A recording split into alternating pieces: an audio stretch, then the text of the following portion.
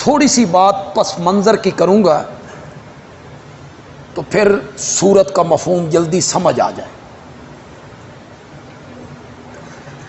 نبی اکرم صلی اللہ علیہ وسلم جب نبی بنا کے بھیجے گئے تو دنیا میں دو سپر طاقتیں تھیں۔ ایک طاقت کا نام تھا روم اور دوسری طاقت کا نام تھا فارس۔ یہ دونوں سپر طاقتیں اپنے آپ کو کہلاتی تھیں۔ ان دونوں کے درمیان جنگ ہوئی تو فارس کے لوگ رومیوں پہ غالب آ گئے، رومی مغلوب ہو گئے اور فارس غالب آ گئے، جیت گئے۔ یہ رومیوں کے علاقے تھے، اردن، شام، فلسطین، مصر، یہ سب رومیوں کے پاس تھے۔ فارسیوں نے، اہل فارس نے جب جنگ کی تو سارے علاقے انہوں نے چھین لی، حتیٰ کہ شاہ روم کو قسطنطنیہ میں جا کے پناہ لینی پڑی۔ اس نے ہاتھ جوڑ دیے، اس کا ہاتھ جوڑنا بھی کسی کام نہیں آیا۔ فارس کے لوگ کچلتے چلے۔ اب فارس کون ہے؟ آتش پرست، مجوسی۔ رومی کون ہے؟ عیسائی، اہل کتاب، انجیل کو مانتے ہیں، حضرت عیسیٰ علیہ السلام کو بھی مانتے ہیں روم۔ اور جو فارس ہیں وہ آتش پرست ہیں، مجوسی ہیں۔ مشرکین مکہ کی ہمدردیاں مجوسیوں کے ساتھ کہ یہ ہمارے ہم مذہب ہیں، اور مسلمانوں کی جو ہمدردیاں تھیں وہ رومیوں کے ساتھ، مشرکین کی فارس کے ساتھ اور مسلمانوں کی رومیوں کے ساتھ۔ رومیوں کے ساتھ کیوں ہمدردی تھی؟ کہ یہ ایک آسمانی مذہب کے قائل ہیں، اہل کتاب ہیں، انجیل کو بھی مانتے ہیں، حضرت عیسیٰ علیہ السلام کی نبوت کے بھی قائل۔ تو جب فارس کے لوگ غالب آ گئے، رومیوں کو سر چھپانے کی جگہ نہ ملی، ہر جگہ شکست ہو گئی، بندے مارے گئے، بادشاہ رومیوں کا قسطنطنیہ میں جا کے پناہ لینے پہ مجبور ہو گیا۔ مشرکین بڑے خوش ہو کہ ہماری پارٹی جیت گئی، اور مسلمان کیا ہوئے؟ پریشان، مغموم ہوئے کہ رومیوں کو شکست ہو گئی ہے۔ کچھ بھی تھا، اہل کتاب تو تھے۔ اب مشرکین نے ایک پروپیگنڈا شروع کیا کہ رومی بھی تو ایک آسمانی مذہب کے قائل ہیں، آسمانی کتاب کے قائل ہیں، ایک نبی کے قائل ہیں۔ انہیں جس طرح فارس کے ہاتھوں شکست ہوئی ہے نا، اسی طرح ان مسلمانوں کو بھی ہمارے ہاتھوں سے کیا ہوگی؟ شکست۔ یہ بھی ہمارے ہاتھوں سے مارے جائیں گے، شکست ان کا بھی مقدر بننا ہے۔ یہ پروپیگنڈا انہوں نے کیا، مسلمان پریشان ہیں، مغموم ہیں۔ اس موقع پہ اللہ نے سورۃ روم اتاری، جس میں پیشن گوئی ہوئی کہ چند سالوں کے بعد رومی غالب آ جائیں گے، جیت جائیں گے، اور فارس کے لوگ شکست کھا جائیں۔ یہ قرآن نے پیشن گوئی کر دی، اور ساتھ ہی یہ پیشن گوئی کی کہ جس دن روم کے لوگ فارس پہ غالب آ جائیں گے، اسی دن مسلمانوں کو بھی ایک بہت بڑی خوشخبری ملے، مسلمان بھی بڑے خوش ہوں گے اس دن۔ ساتھ یہ پیشن گوئی بھی کر۔ اب حالات ایسے نہیں تھے، بظاہر حالات ایسے نہیں تھے۔ روم کا بادشاہ قسطنطنیہ میں چھپا ہوا ہے، اپنے علاقوں سے اسے نکال دیا گیا ہے، ملک بدر کر دیا گیا ہے۔ اردن اس سے چھن گیا، شام اس سے چھن گیا، عراق اس سے چھن گیا، مصر اس سے چھن گیا، فلسطین اس سے چھن گیا۔ ہر جگہ وہ روندے گئے، رومی دندناتی ہیں، غالب آ رہے ہیں ہر جگہ پہ، انہی کا جھنڈا بلند ہے، انہی کے نعرے لگ رہے ہیں، بظاہر کوئی صورت نہیں۔ اس موقع پر قرآن نے پیشن گوئی کر دی کہ چند سالوں کے بعد رومی جو ہیں یہ فارس پہ کیا آ جائیں گے؟ غالب آ جائیں گے۔ اور جس دن رومی غالب آ گئے نا، اس دن مسلمان بڑے خوش ہوں، بڑی مسرت میں ہوں۔ اب یہ پیشن گوئی ایسی تھی جس پہ کافروں نے کیا یقین کرنا تھا؟ کیا یقین کرنا تھا کفار نے اس پیشن گوئی پر کہ رومیوں کو سر چھپانے کی جگہ نہیں مل رہی، ان کا بادشاہ چھپا پھرتا ہے اور چند سالوں کے بعد رومی پھر غالب آ جائیں گے۔ مشرکین نے اس پیشن گوئی کا مذاق اڑایا۔ حضرت سیدنا صدیق اکبر رضی اللہ تعالیٰ عنہ نے ایک کافر سے شرط رکھ لی 10 اونٹوں کی، اور مدت رکھ لی 3 سال کہ 3 سال کے اندر رومی غالب آ جائیں گے، اگر غالب نہ آئے تو 10 اونٹ میں دوں گا، اور اگر غالب آ گئے تو پھر 10 اونٹ تمہیں دینے ہو۔ یہ اس وقت کی بات ہے جب یہ شرط لگانا جوا اس کی حرمت نازل نہیں ہوئی تھی۔ نبی اکرم صلی اللہ علیہ وسلم کے ساتھ آ کے ذکر کیا کہ یا رسول اللہ میں نے یہ شرط لگا لی ہے 3 سالوں کی، اور 10 اونٹ میں نے شرط میں مقرر کی۔ آپ نے فرمایا چونکہ قرآن نے بضع سنین کہا ہے، بضع سنین، اور بضع کا جو لفظ ہے نا یہ 3 سے 9 سال تک بولا جاتا ہے، تو مدت رکھ لے 9 سال اور اونٹ رکھ لے 100 10 نہیں 100 اور مدت 9 سال۔ وہ کافر اس پہ بھی تیار ہو گئے کہ بظاہر کوئی صورت نہیں تھی رومیوں کے غالب آنے کی۔ چنانچہ 6 سالوں کے بعد یہ پیشن گوئی پوری ہو گئی اور رومی فارس پہ غالب آ، رومیوں کو فتح مل گئی۔ اور جس دن رومیوں کو فتح ہوئی نا اور وہ خبر مدینے میں پہنچی نا، اسی دن مسلمانوں کو بدر میں فتح ملی تھی۔ وہ جو قرآن نے کہا تھا کہ اس دن مسلمان بھی کیا ہوں گے؟ خوش۔ مسلمانوں کی خوشی ڈبل ہو گئی، ایک رومیوں کی فتح اس کی خوشی، اور پھر دوسری خوشی بدر میں کامیابی جس کی کوئی امید بظاہر نظر نہیں آ رہی تھی۔ کیا مقابلہ تھا 313 کا اور 1000 کا، جن کے پاس 2 تلواریں ہیں، 70 اونٹ ہیں، 2 گھوڑے ہیں، نہ اسلحے ہیں، نہ اسباب ہیں، نہتھے ہیں، نہ تجربہ کار ہے، لیکن صحابہ اس طرح لڑے کہ آسمان کے فرشتوں کو بھی حیران کر کے رکھتے۔ وَلَقَدْ نَصَرَكُمُ اللَّهُ بِبَدْرٍ وَأَنْتُمْ أَذِلَّةٌ، تم تو کمزور تھے، اللہ نے بدر میں تمہاری کیا کی تھی؟ مدد کی تھی۔ تو اب آپ کے ذہن میں یہ ساری چیز آ گئی، اب اس کا ترجمہ کریں گے انشاءاللہ سب چیز سمجھ آ جائے گی۔ الف لام میم حروف مقطعات میں سے، مقطعات کا معنی یہ ہے جس کو کاٹ کاٹ کے پڑھا جائے، جس کو آپ اردو میں قطع کا لفظ استعمال کرتے ہیں، قطع و برید۔ تو حروف مقطعات کا مطلب ہے ایسے حروف جو کاٹ کاٹ کے پڑھے جاتے ہیں۔ الف لام میم، کاف ہا یا عین صاد۔ اس کی مراد اللہ بہتر جانتا ہے، یہ ایک راز ہے، اللہ کے سوا اس راز کو کوئی نہیں جانتا۔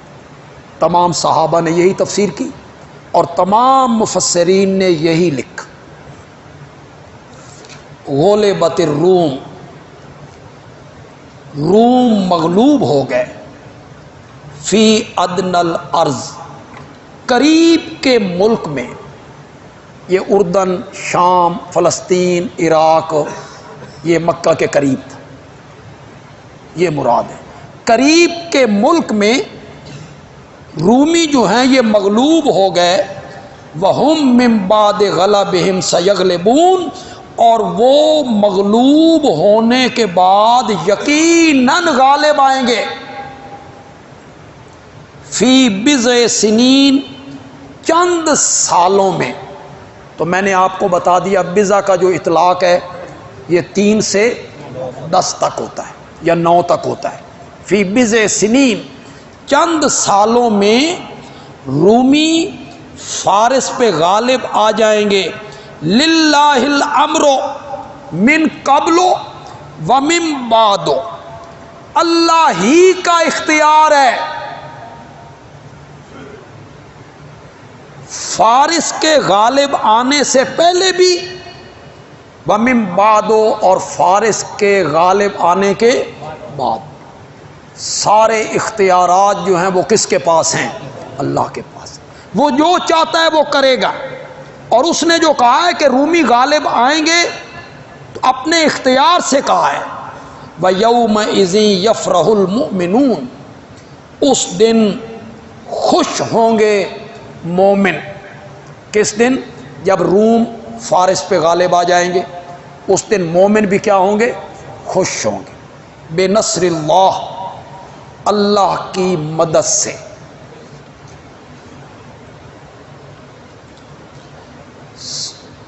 سیغلبون کے ساتھ بنا لیں اسے، یہ طالب علموں کے لیے کہہ رہا ہوں، یہ سیغلبون سے متعلق کر لیں، یعنی وہ غالب آئیں گے بے نصر اللہ، اللہ کی مدد سے۔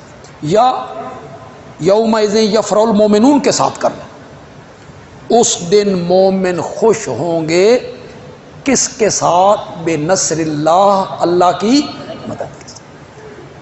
اللہ کی مدد آئی بدر میں اور اللہ نے ہمیں کامیابی عطا فرمائی۔ دیکھیں یہ صداقت قرآن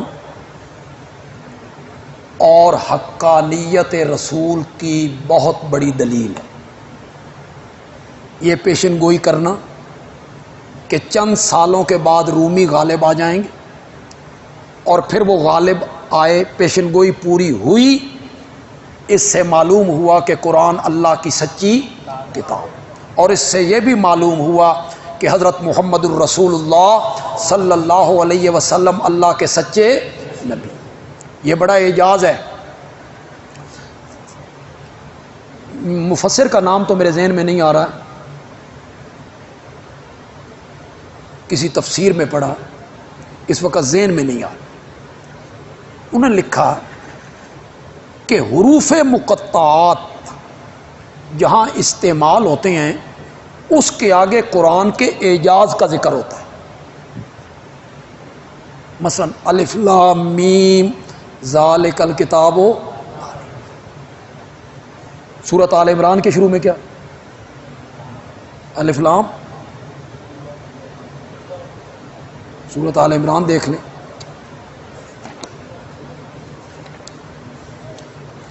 الف لام میم اللہ لا الہ الا ہو الحی القیوم نزل علیک الکتاب بالحق۔ جہاں بھی حروف مقطعات آئے نا، اکثر جگہوں پہ اس کے بعد قرآن کے اعجاز کا ذکر، قرآن کے معجزے ہونے کا ذکر۔ یہاں اللہ نے حروف مقطعات اللہ لائے الف لام میم، آگے قرآن کے اعجاز کا ذکر نہیں کیا، ایک پیشن گوئی کا ذکر کیا۔ یہ پیشن گوئی بھی قرآن کا اعجاز ہے، اعجاز ہے قرآن کا کہ اس نے کتنی سچی پیشن گوئی کی جو 100% درست ہوئی۔ ینصر من یشاء، مدد کرتا ہے جس کی چاہتا ہے۔ یہ جس کی چاہتا ہے سے کون مراد ہے؟ کافروں کی مدد کرتا ہے؟ نہ، یقیناً مومن مراد۔ اللہ مدد کرتا ہے جس کی چاہتا ہے، یعنی مدد اس کی مومنوں کو حاصل ہوتی ہے۔ وَهُوَ الْعَزِيزُ الرَّحِيمُ، اس کو ہم اپنی اصطلاح میں کہتے ہیں جملہ تعلیلیہ۔ یہ طلبہ کے لیے میں نے کہا ہے، جملے تعلیلیہ کا مطلب یہ ہے یہ جملہ پچھلی بات کی علت ہے۔ اگر آپ کو سمجھ نہیں آئی تو پھر اور آسان کر دیتا ہوں۔ پچھلی بات کی علت کا کیا مطلب ہے؟ اللہ کہتا ہے میری مدد کی وجہ سے مومن غالب آئے، میری مدد کی وجہ سے ان کو خوشی ملی، میں اپنے بندوں کی مدد کرتا ہوں۔ ہاں میں مدد کر سکتا ہوں، اس لیے کہ میں العزیز جو ہوں۔ یہ ما قبل کی کیا بیان ہو رہی ہے؟ علت بیان ہو رہی ہے۔ میں مدد کر سکتا ہوں، کیوں؟ میں العزیز جو ہوں، اور میں جلدی نہیں پکڑتا، لوگوں کو چھوٹ دیتا ہوں، اس لیے کہ میں الرحیم جو ہوں، پکڑنے میں غالب ہوں، چھوٹ اس لیے دیتا ہوں کہ میری صفت رحمت ہے۔ وعد اللہ، وعدہ کیا اللہ نے ایک وعدہ، لا یخلف اللہ وعدہ، اللہ اپنے وعدے کی خلاف ورزی نہیں کرے۔ یہ پہلی مرتبہ وعدہ فتح کا ذکر ہے جی۔ میں نے آپ کو ذکر کیا تھا سورت کا مرکزی مضمون کیا ہوگا کہ اگر تم ایمان پر توحید پر قائم رہے تو پھر میرا وعدہ ہے کہ میری مدد بھی تمہارے ساتھ ہوگی اور فتح بھی تمہیں حاصل ہو۔ یہ مرکزی مضمون، اس کو پہلی مرتبہ ذکر کیا، یہ پہلی مرتبہ ذکر کیا۔ وعد اللہ لا یخلف اللہ وعدہ، اللہ اپنے وعدے کا خلاف نہیں کرتا۔ ولیکن اکثر الناس لا یعلمون، لیکن اکثر لوگ اس کی حقیقت کو سمجھتے نہیں کہ میں جو بھی وعدہ کرتا ہوں وہ وعدہ میں پورا کرتا ہوں۔ وعدہ کیا کہ رومی غالب آئیں گے تو ہم نے اس وعدے کو کیا کیا؟ پورا کیا۔ یعلمون ظاہرا من الحیات الدنیا، لوگ تو جانتے ہیں دنیا کے ظاہری حالات کو۔ وَهُمْ عَنِ الْآخِرَةِ هُمْ غَافِلُونَ، اور وہ آخرت سے کیا ہیں؟ غافل۔ یہ دنیا کے ظاہری حالات کو لوگ دیکھتے ہیں، اس کو وہ جانتے ہیں، طے میں کیا ہے اس کو وہ نہیں سمجھتے۔ اس کو اگر آپ پچھلی آیتوں سے متعلق کر لیں تو مطلب یہ ہوگا کہ ظاہری حالات تو ایسے نہیں تھے، ظاہری حالات تو ایسے نہیں تھے کہ رومی فارسیوں پہ کیا آ جائیں؟ غالب۔ ظاہری حالات ایسے نہیں تھے، لیکن لوگوں کی نظر ظاہری حالات پہ ہوتی ہے اور ہماری نظر باطنی حالات پہ ہوتی ہے۔ لوگ ظاہری حالات کو، دنیا کی زندگی کو جانتے ہیں اور وہ آخرت کے ساتھ غافل ہیں۔ دیکھیں آج ہم میں جو اکثریت ہے لوگوں کی، ہمارا تمام تر انحصار دنیا کی زندگی پہ ہے۔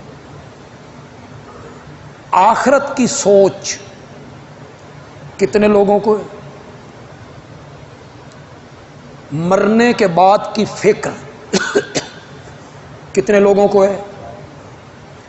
دنیا بنانے کی جو سوچ ہے، فکر ہے، اس کا 1% بھی ہے آخرت بنانے کی فکر۔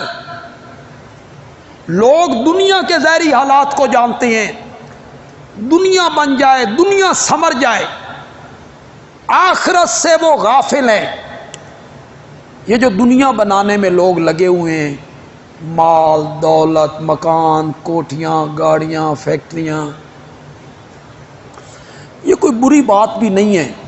میں یہ نہیں کہتا کہ یہ مال کوئی دولت بری چیز ہے، نہ، میرے آقا کا ارشاد ہے نعم المال الصالح للرجل الصالح، اچھا مال اللہ نیک بندوں کو دیا کر۔ تو معلوم ہوا مال بھی اچھا ہوتا ہے، بشرطے کہ اسے کمایا جائے اس طریقے سے جس طریقے سے شریعت نے حکم دیا. تو مال بری چیز نہیں، مال اچھی چیز ہے.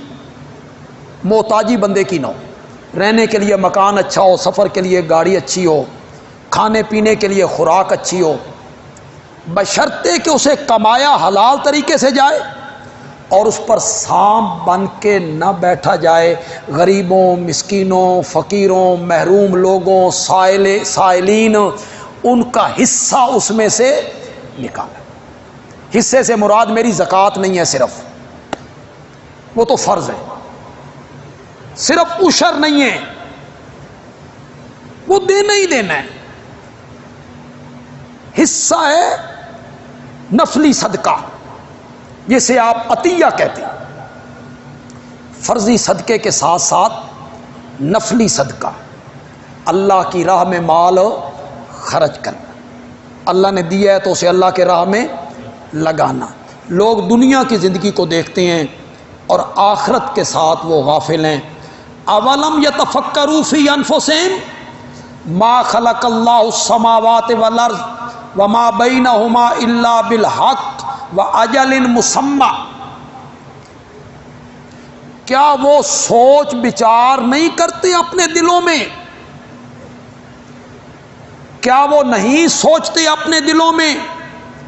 نہیں پیدا کیا اللہ نے آسمانوں کو اور نہیں پیدا کیا اللہ نے زمین کو. وما بینہما، اور جو کچھ زمین و آسمان کے درمیان ہے، ان سب چیزوں کو پیدا کرنے کی غرض کیا ہے؟ الا بالحق. یہ ساری کائنات، زمین آسمان، زمین و آسمان کے درمیان جو کچھ ہے، یہ ہم نے حق کو ظاہر کرنے کے لیے بنایا ہے. اس آیت کو نوٹ کریں جی. حق ظاہر ہو، سچ ظاہر ہو. ذرا بولیے، اس دنیا کا سب سے بڑا سچ کیا ہے؟ اس دنیا کا سب سے بڑا حق کیا ہے؟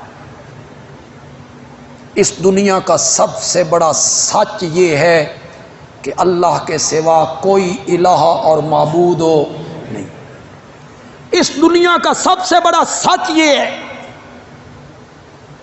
کہ اس کائنات کا الہ صرف اللہ ہی ہے. اللہ کے سوا کوئی مسجود نہیں، اللہ کے سوا کوئی نظر و نیاز کے لائق نہیں، اللہ کے سوا کوئی غائبانہ پکارے سننے والا نہیں، اللہ کے سوا کوئی نہیں جس سے امیدیں وابستہ کی جائیں، جس کا غائبانہ خوف کھایا جائے، جو مشکل کشا ہو، حاجت روا ہو، عالم الغیب ہو، غائبانہ پکارے سننے والا ہو. یہ دنیا کا سب سے بڑا سچ ہے. اور اللہ کہتے ہیں ہم نے اس دنیا کو بنایا ہے سچ کو ظاہر کرنے کے لیے. ہم نے اس کائنات کو بنایا ہے حق کو ثابت کرنے کے لیے. یہ ساری کائنات اور کائنات کی ہر چیز اللہ نے بنائی ہے اپنی توحید پر بطور دلیل. پھر اس کو نوٹ کیجئے، اس آیت کو ذہن میں رکھیے. یہ کائنات اللہ نے کیوں بنائی؟ تاکہ لوگ اس کائنات کو دیکھیں اور میری الوہیت کو سمجھنے کی کوشش کریں. اس کائنات کے ذرے ذرے سے میری الوہیت یہاں ہے، اس کائنات کے ذرے ذرے سے میری الوہیت ظاہر ہو رہی. کچھ نئے لوگ آئے ہوں جو کبھی آ جاتے ہیں پھر کئی مہینے تک نہیں آتے. جو ہمیشہ سننے والے ہیں وہ تو جانتے ہیں. یہ جو روایت ہے نا کہ بلکہ وہ تو کہتے ہیں حدیث قدسی ہے. حدیث قدسی کا مطلب یہ ہے کہ نبی پاک فرماتے ہیں اللہ کہتا ہے. نبی پاک اپنی بات نہیں کرتے بلکہ آپ کس کی بات کو نقل کرتے ہیں؟ اللہ کی. حدیث قدسی اللہ نے کہا میرے پیغمبر اگر میں نے تجھے نہ بنانا ہوتا تو میں اس کائنات کو پیدا نہ کرتا. تو یہ کائنات بنی ہے نبی پاک کے لیے. ایک روایت کا سہارا لے کر اس کو بیان کیا جائے. تمام محدثین اسے مجروح قرار دیتے, موضوع قرار دیتے کہ وہ گھڑی ہوئی, اس کی کوئی حقیقت نہیں. بخاری, مسلم, ترمذی, ابن ماجہ, نسائی, ابو داؤد کسی کتاب میں نہیں. چوتھے درجے کی کتابیں, پانچویں درجے کی کتابیں, اور چوتھے اور پانچویں درجے کی کتابیں کیسے حجت ہو گئیں؟ جو ضعیف, کمزور, ہر قسم کی روایات نقل کر دیتی ہیں. حتیٰ کہ شیخ الحدیث مولانا محمد زکریا صاحب نے فضائل اعمال میں اس حدیث کو نقل کیا, تو نقل کرنے کے بعد لکھا قال علی قاری ھذا حدیث موضوع ولیکن معنی صحیح,